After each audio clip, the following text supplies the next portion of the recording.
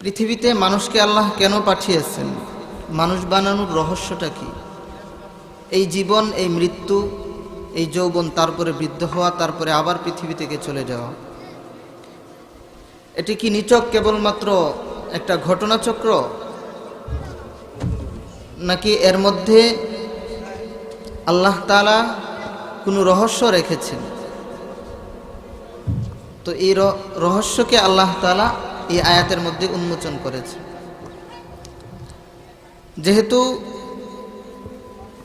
এই আয়াতের মধ্যে আল্লাহ তাআলা যে বিষয়টা বলেছেন, এই বিষয়টা হলো মানব সৃষ্টির রহস্য, মানুষের জীবনের রহস্য এর মধ্যে নিহিত। সুতরাং বিষয়টা বুঝতেই পারতেছেন কতটা গুরুত্বপূর্ণ। এই জন্য বিষয়টা অনুধাবনও করতে হবে আমাদেরকে ওই গুরুত্বের সাথে। জীবনের রহস্য যার সাথে সম্পৃক্ত, সেই বিষয়কে তো অবশ্যই আপনাকে গুরুত্বের সাথে গ্রহণ করতে হবে এবং অনুধাবন করে বুঝতে হবে। তো আল্লাহ তাআলা মানুষকে যেই জন্য সৃষ্টি করেছেন, এর রহস্য কি এই আয়াতের মধ্যে তিনি বলেন, ওমা খালাকতুল জিন্না ওয়াল ইনসা ইল্লা লিয়াবুদুন। মানুষকে তিনি সৃষ্টি করেছেন ইবাদতকে নিয়ে, ইবাদতের জন্য। যেহেতু এই ইবাদতই হলো মানুষের সৃষ্টির রহস্য, তাই এই অর্থটা আমাদেরকে ভালোভাবে বুঝতে হবে। আরবিতে গুলামকে বলা হয় আব্দুন, গুলাম তাকে বলা হয় আব্দুন, আর এই আব্দুন থেকেই হলো ইবাদত। তো একজন গুলাম তার মনিবের আনুগত্য কিরূপে প্রকাশ করে, কিভাবে তার আনুগত্য করে, এই জিনিসটা যদি আমরা একটু বুঝতে পারি, তাহলে ইবাদতের মর্মটা আমরা অনুধাবন করতে পারব। একজন গুলাম তার মনিবের আনুগত্য করে তিনভাবে। প্রথমত হলো তাকে মনিব এটা স্বীকার করার মাধ্যমে, প্রভু স্বীকার করার মাধ্যমে। দ্বিতীয়ত তার যত আওয়ামের, তার যত আদেশাবলী আছে এবং যত নাওয়াহি আর যত নিষেধ আছে, ওই আদেশ পালন করার মাধ্যমে আর নিষেধ থেকে বিরত থাকার মাধ্যমে। এটা হলো দ্বিতীয় পর্যায়। আর তৃতীয় হলো মনিবকে সালাম করার মাধ্যমে, মনিবের প্রতি সম্মান প্রদর্শনের মাধ্যমে। এই তিন পদ্ধতিতে একজন গুলাম তার মনিবের প্রতি আনুগত্য প্রকাশ করে, একজন গুলাম তার মনিবের গুলাম হয়।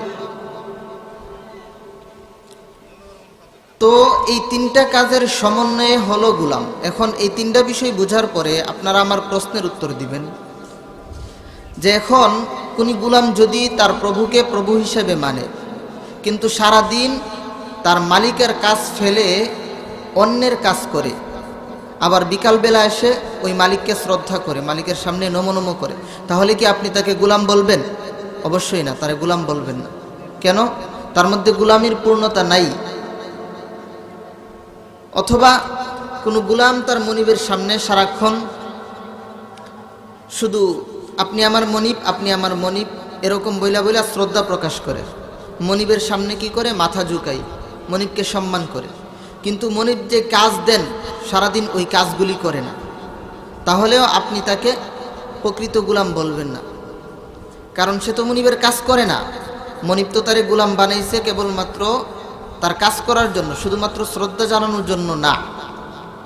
শ্রদ্ধার সাথে সাথে তার কাজও করতে হবে, তাইলে সে প্রকৃত মুমিন হতে হবে। এখন আপনি যদি যেই গুলাম তার মনিবরে শুধু শ্রদ্ধা জানায় আর সারাদিন কোনো কাজ করে না, তাকে যদি আপনি প্রকৃত গুলাম না বলেন, তাহলে আপনি আমাকে বলুন, যেই বান্দা কেবলমাত্র মসজিদে বসে আল্লাহকে ডাকে, কিন্তু বাহিরে এলে তার ব্যবসায় আল্লাহ তাআলার নির্দেশ মানে না, তার চলাফেরায় আল্লাহর নির্দেশ মানে না, তাহলে আপনি কিভাবে তাকে গুলাম বলেন? সে কি প্রকৃত আল্লাহর গুলাম হয়েছে? হয় নাই তো। তার মধ্যে তো গুলামির পূর্ণতা আসে নাই। তার মধ্যে গুলামির পূর্ণতা আসার জন্য তিনটা গুণ লাগবে। এর মধ্যে 2 নম্বর হলো, প্রথমত হলো তাকে আল্লাহকে প্রভু হিসেবে মানতে হবে, স্বীকার করা। দ্বিতীয়ত তার যত আওয়ামের আছে, আদেশাবলী আছে এবং যত নিষেধ আছে, ওই আদেশগুলি মানা আর নিষেধ থেকে বেঁচে থাকা। এই কাজটা তো তার মধ্যে পরিপূর্ণরূপে নাই। আপনি যেমন কোনো গুলাম তার মনিবের সামনে শ্রদ্ধা জানাইলে তাকে গুলাম বলবেন না, বলবেন এটা বাটফার। অনুরূপভাবে যেই বান্দা কেবলমাত্র মসজিদের মধ্যে নামাজ পড়ে কিন্তু বাহির জীবনে, তার সংসার জীবনে অথবা তার চলাফেরার মধ্যে দিনকে অনুসরণ করে না, দিনকে মানে না, আপনি তাকে ওই রকম বান্ধবী বলতে পারেন, হে বাটফার, আল্লাহর সাথে বাটফারি করে। কারণ তার মধ্যে তো তার দিনের পরিপূর্ণতা নেই। এই জন্য ইবাদতের রহস্য বুঝতে হলে ইবাদতের অর্থকে আপনাকে ভালোভাবে বুঝতে হবে। ইবাদতের মানে কি আল্লাহ তাআলা, তাইলে আপনি বুঝতে পারলেন যে যেহেতু কেবলমাত্র এই কাজটার জন্যই আল্লাহ তাআলা সৃষ্টি করছেন, তাইলে আমাদের সারা জীবন কেবলমাত্র এই কাজটাই করে যেতে হবে। এখন কথা হলো, আমরা তো কেবল মনে করি ইবাদত বলতে যে মসজিদের মধ্যে 5 ওয়াক্ত আসা যাওয়া করা, এটার নামই কিন্তু শুধু ইবাদত না, বরং জীবনের প্রকৃত ইবাদতের অর্থ হলো জীবনের সকল ক্ষেত্রেই আল্লাহ তাআলার আদেশ আছে, ওই আদেশগুলিকে অনুসরণ করে চলা। এখন ওই আদেশগুলি মানতে গেলে আপনার মধ্যে ওই যোগ্যতা তো থাকতে হবে।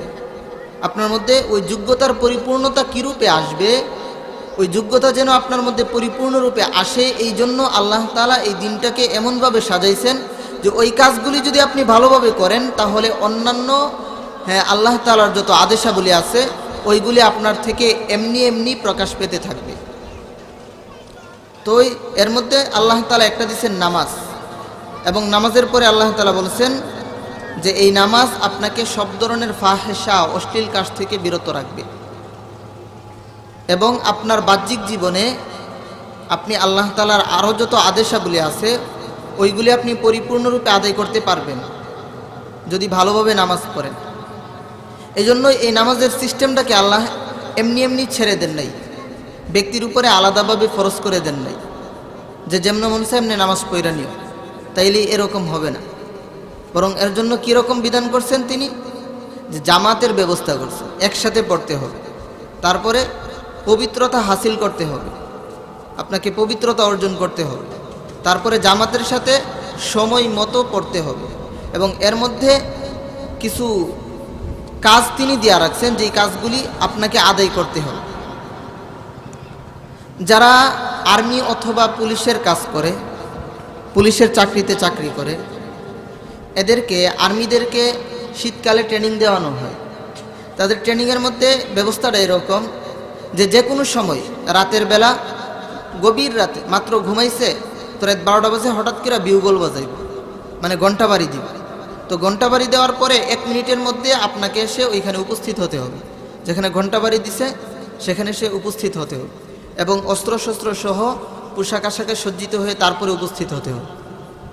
তো এই যে কাজটা করে, দৈনিক যে কোনো সময় বিউগল বাজায়, ঘন্টা বাড়ি মারে তাকে উপস্থিত হওয়ার জন্য। এর দ্বারা কি উদ্দেশ্য?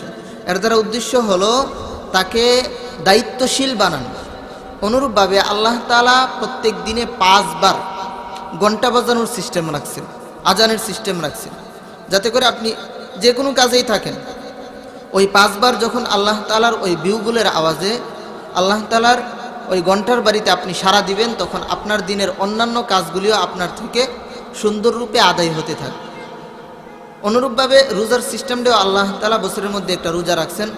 তো কোনো ব্যক্তি যখন রমজান মাসে সুন্দরভাবে সমস্ত হকুকাত সহ রোজার যত হক আছে ওই হকগুলি পূর্ণ করে ব্যক্তি রোজাটুকু পালন করবে, রমজান মাসটুকু কাটাবে, তখন দেখা যাবে বাকি অন্যান্য 11 মাস সে তাকওয়ার সাথে কাটাইতে পারবে। তো আল্লাহ তাআলা ওই দিনটাকে এরকমভাবেই সাজাইছেন আর কি। কোনো ব্যক্তি যদি আল্লাহ তাআলার যত ফরজ বিধানাবলী আছে এগুলি ভালোভাবে পালন করে, তাহলে দিনের অন্যান্য সকল যত বিধান আছে ওইগুলি তার থেকে এমনি এমনি আদায় হতে থাকে। এজন্য আমরা চেষ্টা করব 5 ওয়াক্তের নামাজ যেন সুন্দরভাবে এবং নামাজের যত হক আছে এগুলো সহ খুশু খুজু সহ আমরা নামাজ পড়তে পারি। আল্লাহ তাআলা আমাদেরকে তৌফিক দান করুন।